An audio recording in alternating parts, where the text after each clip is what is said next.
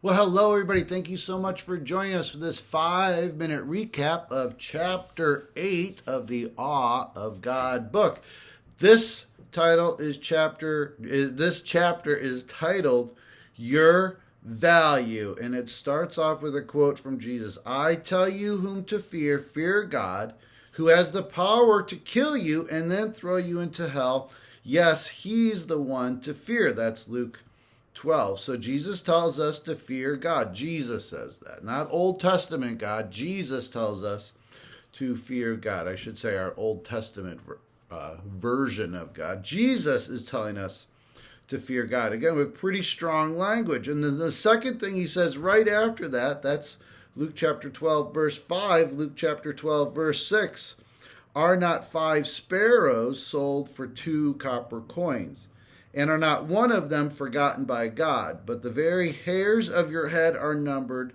Do not fear, therefore, you have more value than many sparrows. In one teaching, Jesus says, fear God, but he also says, do not fear. And as we've talked about, there's a constructive and destructive fear.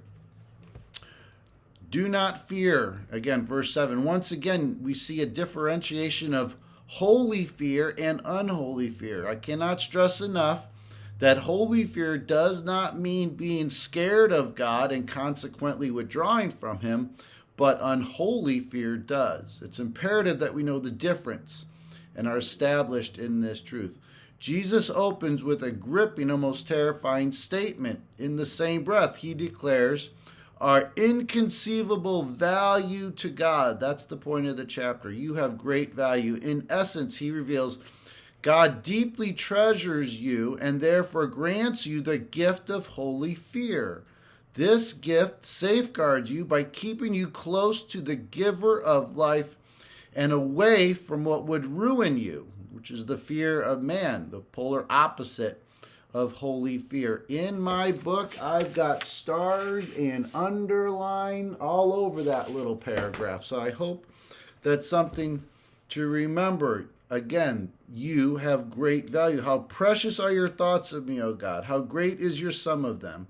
If I could count them, they would be more than the number of the stars and sand, or sand, I should say.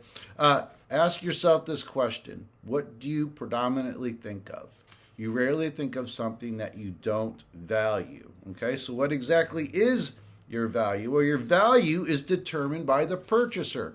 I can put something on Facebook Marketplace for an outrageous sum of money. I think it's worth that. It's only going to be worth whatever somebody's willing to pay. So what is the value? God bought you with a high price. 1 Corinthians 6:20. God's bid for you, his set price, is found in these words, the most well-known Bible verse. For God so loved the world that he gave his only son. So here's the point.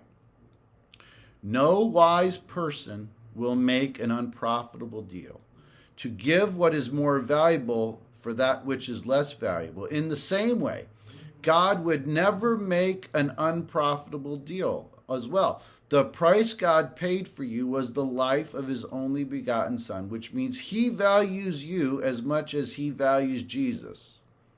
Pause, let that sink in.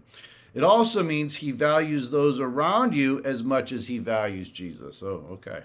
That's another profound thought. Okay. So here's the thought to ponder. Considering the great value Jesus has placed on my life, how do I view myself? Okay. How do you view yourself? Do you see yourself as having great value? How does this affect how I view and treat those that I encounter daily? So how do you see yourself in view of this? Again, real quick, Jesus says, fear God. Jesus tells us who's to fear. Fear him who could throw you in the hell. Very next verse, do not fear. You have more value than many sparrows. So you have great value.